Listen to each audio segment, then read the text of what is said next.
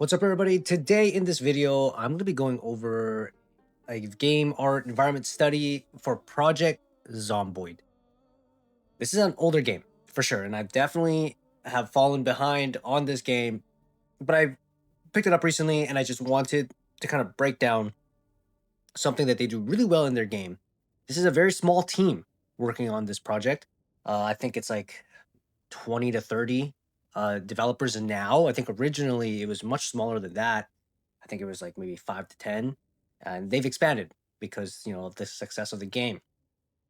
Now, with a small team like that, you are going to need to be smart in terms of your art style, right? So let's just dive right into it. I've already kind of created a custom map here that's a little bit easier, a little bit less intense, so that way we can just talk about the environment. Okay, so let's get right into it.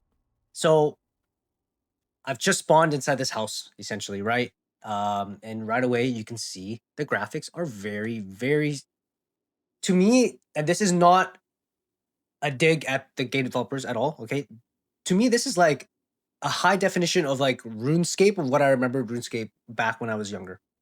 Again, things are very readable, right? Like the wallpaper looks like wallpaper. Paper is a nice tolerable texture, right? The wood on the mattress and stuff like that, all you know, you can tell right away it's wood. And then even like these uh the furniture, they've even simplified it further, right? Um, so let's just quickly take a look here. Sure, I will grab a hammer. Do I already have a hammer? I don't. So yeah, so let's grab a hammer. Duct tape is some material stuff. Okay, well, that's the thing, I'm not here to play the game, but again, I am also quite zoomed in. I think the default is like something like this. So you see the details even less when you're this at the default camera. I'm just zooming in. This is the closest you can get to the player. But again, very smart in terms of only model one chair and then duplicate it, right? uh we're gonna notice like these shelves and this furniture, like all of this like appliances, sorry, they're all reused, right? So I'm just gonna quickly look through everything here. Okay, and then the doors, you'll even notice, right? It's the same doors. Even in the kitchen, right, the wallpaper of the home is the exact same. They didn't bother making it different, but you know they actually made it different inside the bathroom. Right, the bathroom, this is a different tiling texture here. But yeah, it's a top down game. It looks like it's nighttime out, so I gotta be careful here. Um, just gonna quickly take a look at the map. So we're way out over here. Okay, so now let's look at the grass, for example, right? This looks like a nice grass tiling texture. Same with this sandy beach or concrete. They got some plants here. They even have some of the plants animating, which is a nice little touch. And then here and there, they'll actually have just a subtle difference in the grass texture, right? They even have like a almost more dried out one and some more fresh, taller ones. Uh, so that's a nice little touch. I'm actually quite surprised at the variety of different trees that they have, like these little pine trees here. They have like a greener one, or sorry, a green one, and then like a even more lush green one here. Even has animations on this tree over here. So in terms of like the the foliage and vegetation in Project Zomboid, it's actually there is actually quite a good difference in variation. And again, maybe at initial launch they might not have had this much variation, and over time they've um, added to it.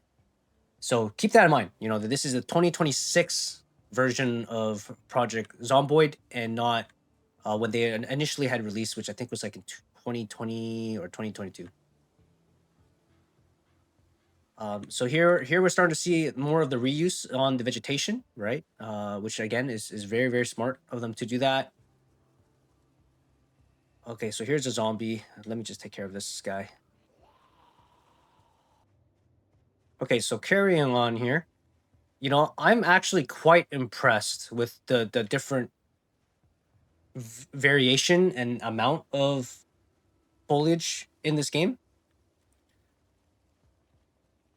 For a game that's like more on the more simpler side in terms of graphics, it actually has a very very nice range.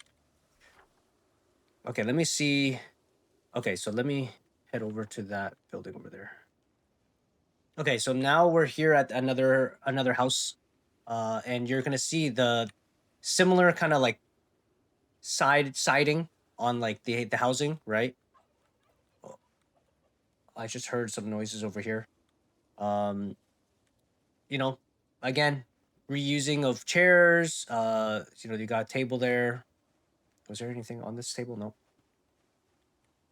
And just the important thing about the game is that there is so much happening in this game. The game has so many systems and mechanics that their focus then is just we don't need to make high definition graphics. We just need to make really good graphics to sell the atmosphere that we're trying to sell. Right. And then this allows the developers to focus more on the actual gameplay. Okay. And again, something about this game is like you have to, not all doors can be just open. So I'm going to have to smash this window, which makes tons of noise. And if there's zombies in the area, again, systems, right? They're going to come towards us, towards the noise that I just made. I'm going to climb through this window here. And when you walk, what's really cool again is atmosphere, building that atmosphere. Is when you walk, you start to hear like glass like shattering. Okay, so now that we're inside, we're gonna open the doors, and again, you can, this is the exact same fridge that we saw earlier, exact same stove. The couches, you'll start to notice a bunch of reuse, the TVs, the bookshelves. Again, reusing as many assets as possible. And then, the hardwood floor, a nice little tiling texture there. This tiling kind of plaster, right? Where there's, it's a bit dirty, closer to like, living level. And then when it's above your shoulder, then it gets a little bit cleaner. Okay, we're going to go into this bathroom here. Again, it almost, this plaster is almost looks like it's just this plaster here. The only difference is that it's just tinted different, right? So there's probably like a multiply tint that they're putting on to kind of help break things up and change things up a bit.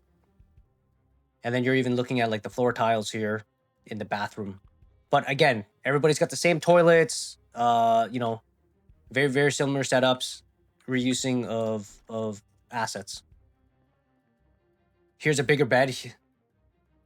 We got a newer chair here that we haven't seen before. We got some cabinets. Let's quickly see what's in these cabinets. Some pants and clothes. No, we're not gonna need that.